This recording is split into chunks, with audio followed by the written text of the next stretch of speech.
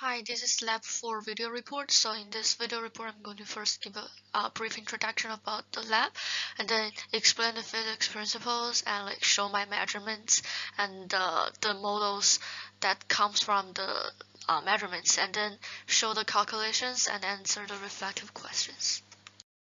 So the purpose of this lab is to use loop rule and current conservation rule to predict the circuit behavior and examine the behavior of ohmic resistors and capacitors. We are going to use an online circuit constructor kit to create circuits online and take measurements. The result of the lab is the measured time constant is 4.9988, and then the calculated time constant of the circuit is 6 seconds. The physics principles that we use in this lab are first energy conservation. In this lab is the change in the voltage of capacitor plus change in voltage of the resistor equals to 0. And the second is current conservation. Within the current conservation, there is charge conservation and definition of steady state. Also, the total current in a node equals to the total current out of a node. And then the last one is Ohm's law, which we use to calculate the resistance of each component in the circuit. This is a screenshot of the first two simple series circuits. The first one, my expected current are 0.02 amps, as the calculation shows, and the actual measurements are also 0.02 amps. The second one, the ammeter reading is 0 because once we replace one ammeter with a voltmeter, the circuits become open, so there's no current flow through it.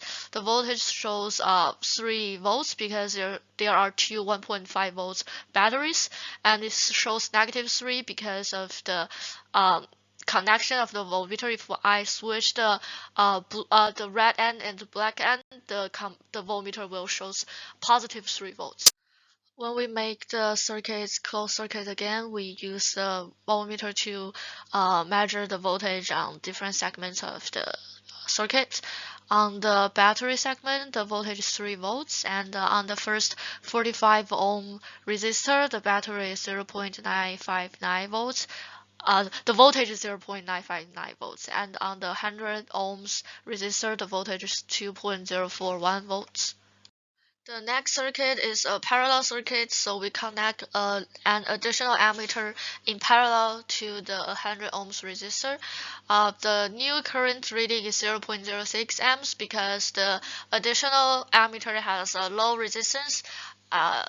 And the current will flow through the additional ammeter instead of the 100 ohms resistor, changing the current flow in the circuits to 0.06 amps. And then the calculations on this slide shows the resistance for each resistors. So for the 47 ohms resistor, the resistance for the 47 ohms resistor is 47.95, and the resistance for the 100 ohm resistor is 102.05, which is really close to what we expected. One is 47, one is 100, and the resistance for the wire and the ammeter are too low, so they're negligible, which means they are 0 ohms. So this slide shows the charging and discharging process for the 0.2 Farad capacitor. First line shows how capacitor is charged. So the light bulb first lights up and go dim when the capacitor is fully charged and there's no current flow.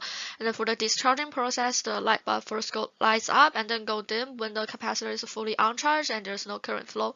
So below are the charging and discharging time for the 10 ohm light bulb and 20 ohm light bulb. We can see that the charging and discharging time for the 20 ohm light bulb is doubled that the charging time and discharging time for the 10 ohm light bulb. So this is the graph that I drew based on the measurements I got for the circuits that is shown on the right.